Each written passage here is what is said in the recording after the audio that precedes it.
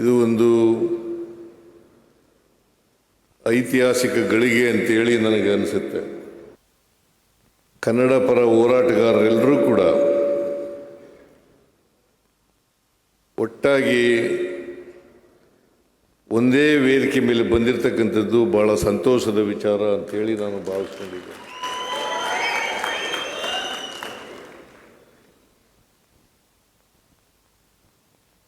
ಕನ್ನಡ ಹೋರಾಟಗಾರರಲ್ಲಿ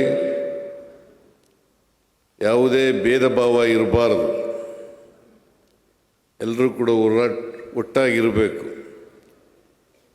ಇಂಥ ಹೋರಾಟಗಾರರ ಒಕ್ಕೂಟದ ಜನ ರಾಜ್ಯೋತ್ಸವ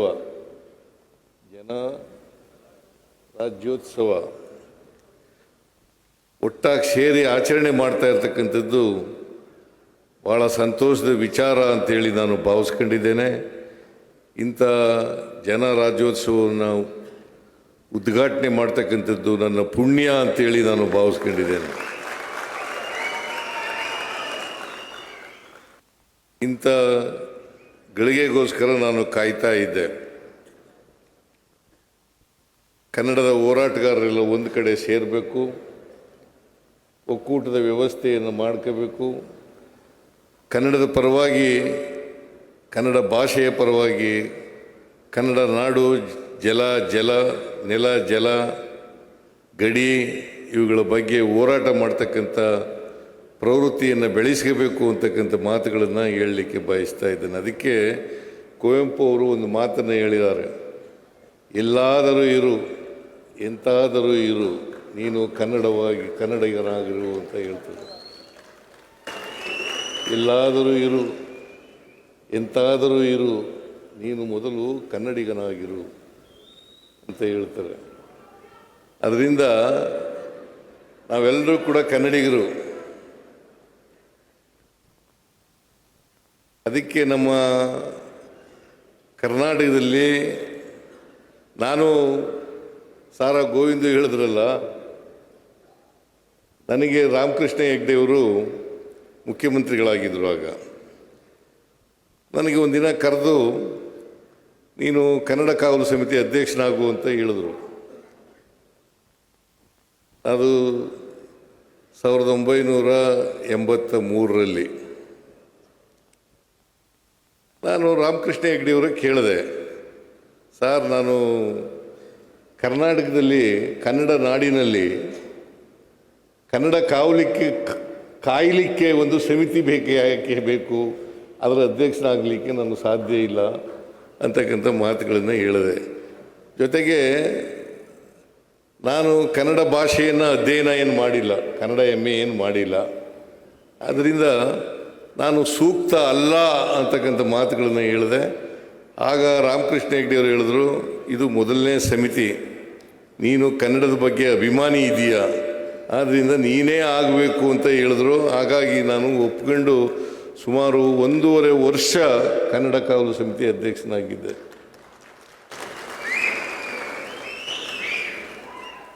ಆಗ ನಾನು ಮಾಡಿದ ಮೊದಲನೇ ಕೆಲಸ ಏನಪ್ಪ ಅಂತಂದರೆ, ಈ ಕನ್ನಡ ಟೈಪ್ರೈಟರ್ಗಳಿರಲಿಲ್ಲ.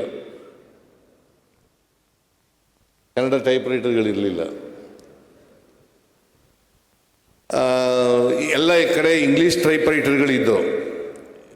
ಜಿಲ್ಲೆಗೆ ಪ್ರವಾಸ ಮಾಡಿ ಇಂಗ್ಲೀಷ್ ಟೈಪ್ರೈಟರ್ಗಳನ್ನು ಬದಲಾವಣೆ ಮಾಡಿ ಕನ್ನಡ ಟೈಪ್ರೈಟರ್ಗಳನ್ನು ಕೊಡಿಸ್ತಕ್ಕಂಥ ಕೆಲಸವನ್ನು ಮಾಡಿದೆ. ಯಾಕಂದರೆ ರಾಜ್ಯದಲ್ಲಿ ಕನ್ನಡ ಆಡಳಿತ ಭಾಷೆ ಆಗಬೇಕು,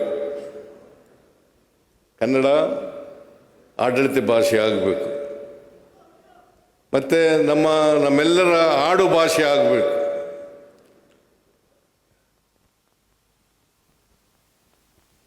ನಮ್ಮ ಅಧಿಕಾರಿಗಳು ಅವರು ಕನ್ನಡವನ್ನು ಬಳಸ್ತಕ್ಕಂಥದ್ದು ಭಾಳ ಕಡಿಮೆ ಆಗ್ತದೆ.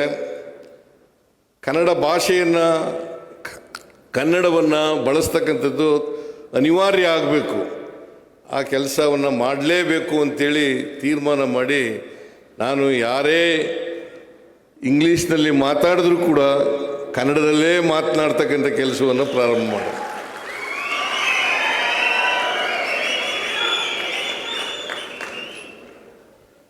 ಆಮೇಲೆ ಕನ್ನಡದಲ್ಲಿ ಟಿಪ್ಪಣಿ ಬರೆಯೋಕ್ಕೆ ಶುರು ಮಾಡಿದೆ. ನಾನು ಇವತ್ತೂ ಕೂಡ ಕರ್ನಾಟಕದಲ್ಲಿ ಕನ್ನಡದಲ್ಲೇ ಸಹಿ ಮಾಡ್ತಕ್ಕಂಥದ್ದು, ಕನ್ನಡದಲ್ಲೇ ಟಿಪ್ಪಣಿಯನ್ನು ಬರೀತಕ್ಕಂಥ ಕೆಲಸವನ್ನು ಮಾಡ್ತಾ ಇದ್ದೇನೆ. ಇಂಗ್ಲೀಷ್ನಲ್ಲಿ ಟಿಪ್ಪಣಿ ಆಗ್ತಕ್ಕಂಥದ್ರಲ್ಲಿ ಹೊರ ರಾಜ್ಯಗಳಿಗೆ ಕೇಂದ್ರ ಸರ್ಕಾರಕ್ಕೆ ಬರೀಬೇಕಾದ್ರೆ ಅಥವಾ ಹೊರ ರಾಜ್ಯಗಳಿಗೆ ಬರೀಬೇಕಾದ್ರೆ ಇಂಗ್ಲೀಷ್ನಲ್ಲಿ ಬರೆಯೋಣ. ಆದರೆ ಕನ್ನಡ ನಾಡಿನಲ್ಲಿ ಕನ್ನಡವೇ ಸಾರ್ವಭೌಮ ಅಂತಕ್ಕಂಥದ್ದು, ಕನ್ನಡವೇ ನಮ್ಮ ಆಡು ಭಾಷೆ ಆಗಬೇಕು ಅಂತಕ್ಕಂಥ ಮಾತುಗಳನ್ನು ಅಧಿಕಾರಿಗಳಿಗೆ ಹೇಳಿದ ಮೇಲೆ ಈಗ ಬಹುಶಃ ಬಿಳಿಮಲೆಯವರು ಹೇಳಬೇಕು, ನಾನು ಅಲ್ಲಿಂದ ಇಲ್ಲಿವರೆಗೆ ಇವರು ಅಭಿವೃದ್ಧಿ ಪ್ರಾಧಿಕಾರ ಆಗಿದೆ,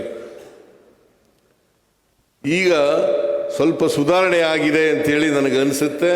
ಇನ್ನೂ ಸುಧಾರಣೆ ಆಗಬೇಕು ಅಂತಕ್ಕಂಥ ಮಾತುಗಳನ್ನು ಈ ಸಂದರ್ಭದಲ್ಲಿ ಹೇಳಲಿಕ್ಕೆ ಬಯಸ್ತಾ ಇದ್ದೇನೆ. ಬರಗೂರು ರಾಮಚಂದ್ರಪ್ಪನವರು ಒಂದು ಹೇಳಿದ್ರು, ಪ್ರತಿ ಹಳ್ಳಿನಲ್ಲೂ ಕೂಡ ಒಂದು ಕನ್ನಡ ಶಾಲೆ ಇರಬೇಕು ಅಂತಕ್ಕಂಥ ಮಾತುಗಳನ್ನು ಹೇಳಿದ್ದಾರೆ. ನನಗೂ ಕೂಡ ಕನ್ನಡ ಶಾಲೆ ಇರಲೇಬೇಕು. ನಾವು ಕನ್ನಡ ಮಾಧ್ಯಮದಲ್ಲಿ ಕಲಿತಕ್ಕಂಥ ವ್ಯವಸ್ಥೆ ಇರಲೇಬೇಕು ಅಂತಕ್ಕಂಥದ್ರಲ್ಲಿ ನಾನು ಅದರ ಪರವಾಗಿರ್ತಕ್ಕಂಥವನು ಅಂತಕ್ಕಂಥ ಮಾತುಗಳನ್ನು ಹೇಳಲಿಕ್ಕೆ ಬಯಸ್ತಾ ಇದ್ದೆ. ಈಗ ಹೆಚ್ಚು ಹೆಚ್ಚು ಇಂಗ್ಲೀಷ್ ವ್ಯಾಮೋಹ ಜಾಸ್ತಿ ಆಗ್ತಾ ಇದೆ. ಹಳ್ಳಿಗಳಲ್ಲೂ ಕೂಡ ಇಂಗ್ಲೀಷ್ ಶಾಲೆಗಳು ಬರ್ತಾ ಇದ್ದಾವೆ. ಅದಕ್ಕೆ ಸ್ವಲ್ಪ ಪೋಷಕರು ಸಹಕಾರಿಗಳಾಗಬೇಕು ಅಂತಕ್ಕಂಥ ಮಾತುಗಳನ್ನು ಈ ಸಂದರ್ಭದಲ್ಲಿ ಹೇಳಲಿಕ್ಕೆ ಬಯಸ್ತಾ ಇದ್ದಾರೆ. ಪೋಷಕರ ಸಹಾಯ ಇಲ್ಲದೆ ಹೋದರೆ ಕನ್ನಡ ಶಾಲೆಗಳು ಉಳಿತಕ್ಕಂಥದ್ದು, ಬೆಳೀತಕ್ಕಂಥದ್ದು ಕಷ್ಟ ಆಗ್ತದೆ ಅಂತಕ್ಕಂಥ ಮಾತುಗಳನ್ನು ಈ ಸಂದರ್ಭದಲ್ಲಿ ಹೇಳಲಿಕ್ಕೆ ಬಯಸ್ತಾ ಇದ್ದಾನೆ. ನೀವು ಕೂಡ ಇದನ್ನು ಒಪ್ಕೋತೀರಿ ಅಂತಕ್ಕಂಥ ಮಾತುಗಳನ್ನು ಹೇಳಲಿಕ್ಕೆ ಬಯಸ್ತಾ ಇದ್ದಾನೆ.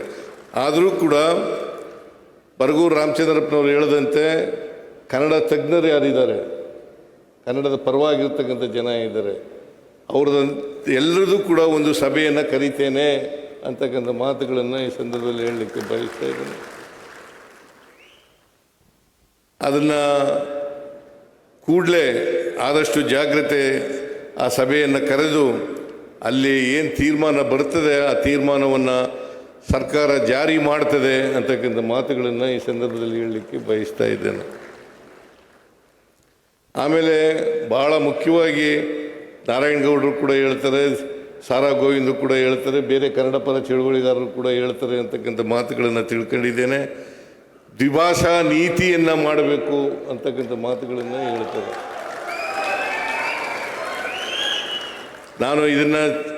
ನಾನು ವೈಯಕ್ತಿಕವಾಗಿ ಪರವಾಗಿದ್ದೀನಿ, ದ್ವಿಭಾಷಾ ನೀತಿ ಪರವಾಗಿ ವೈಯಕ್ತಿಕವಾಗಿದ್ದೇನೆ. ಆದರೂ ಒಂದು ಸರ್ಕಾರ ಅಂತಂದರೆ ಕ್ಯಾಬಿನೆಟ್ ಇರ್ತದೆ, ಕ್ಯಾಬಿನೆಟಲ್ಲಿ ಚರ್ಚೆ ಮಾಡಿ ಅಲ್ಲಿ ಏನು ಫಲಿತಾಂಶ ಬರ್ತದೆ ನೋಡ್ಕೊಂಡು ಅದನ್ನು